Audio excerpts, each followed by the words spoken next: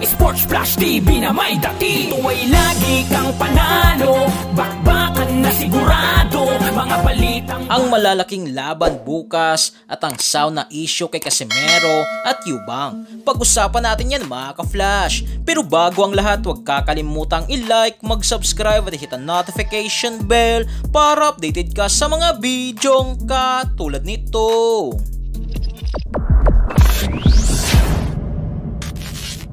So tuloy na nga po mga ka-Flash ang laban ni Ryan Garcia versus Rolando Romero ngayong May 3 bukas matapos makuha ng dalawa ang tamang timbang. Dito nga po mga ka-Flash, maglalaban ng dalawa para sa WBA welterweight title habang si Devin Haney versus Jose Ramirez ay maglalaban nga po sa catchweight na 143 pounds na sakop na rin naman ito ng welterweight division na pareho din nga po nilang nakuha ang weight limit kaya tuloy na rin ang laban ng dalawa bukas. Kasama din nga po mga ka-Flash na lalaban bukas itong si Teofimo Lopez versus Arnold Barboza Jr. Kanina din nga po mga ka-Flash, nangyari na rin ang face-off ng laban ni Canelo Alvarez versus unbeaten William Scal na paglalabanan nga po ng dalawa ang apat na titulo na WBO, WBA, IBF at WBC. So isa nga po itong undisputed Super Middleweight World Championship.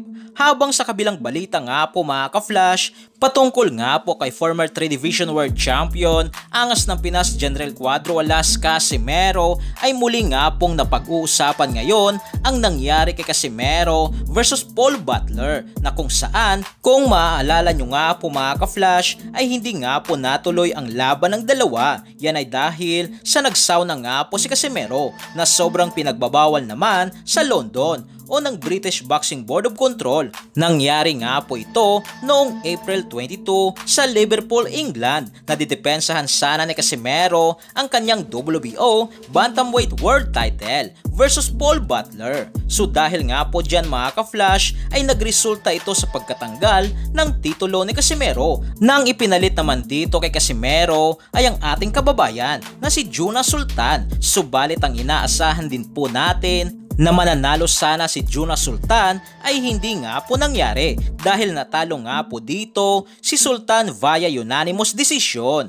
Pero ang tanong nga po dito ngayon ng maraming boxing fans ay bakit nga raw ganon? Dahil sa ngayon, ang pinaka-latest na pinag-uusapan patungkol sa sauna na si Chris Eubank Jr. na isang British professional boxer ay pinayagan na lumaban versus Conor Benn. Subalit ang ating pambato na si Casimero ay hindi. So dito pala nga po mga ka-Flash ay masasabi nga po nating bias, unfair at hindi patas ang British Boxing Board of Control na kapag sa kanila yung boxer ay okay lang pero sa ibang boxer o lahi ay hindi pwede. Sa ngayon meron nga po ditong sagot ang BBOFC o sa pagsauna ni Chris Eubank Jr. Dito ay sinabi nga po nilang iimbestigahan nga raw nila ito na ayon naman kay Atty. Ed Tolentino ay sinabi nga po nito na nagbubulag-bulagan nga raw at malabo ang mata ng British Boxing Board of Control na imposibleng nga raw na hindi nila ito nakita.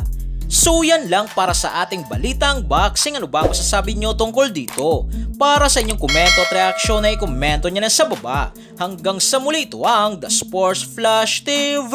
Sports Flash TV na may dati. Ito ay lagi kang panalo, bakbakan na sigurado, mga balitang boxing. Ito laging bago, balitang boxing, laban na kasado. Di papahuli pagdating sa bakbakan, mga pambato na patuloy ang laban. Sasaliksikin ang bawat babalita, talagang diin, bawal ang mahina sa loob ng ring. Merong pambihira, mga kamao na nagiging bida.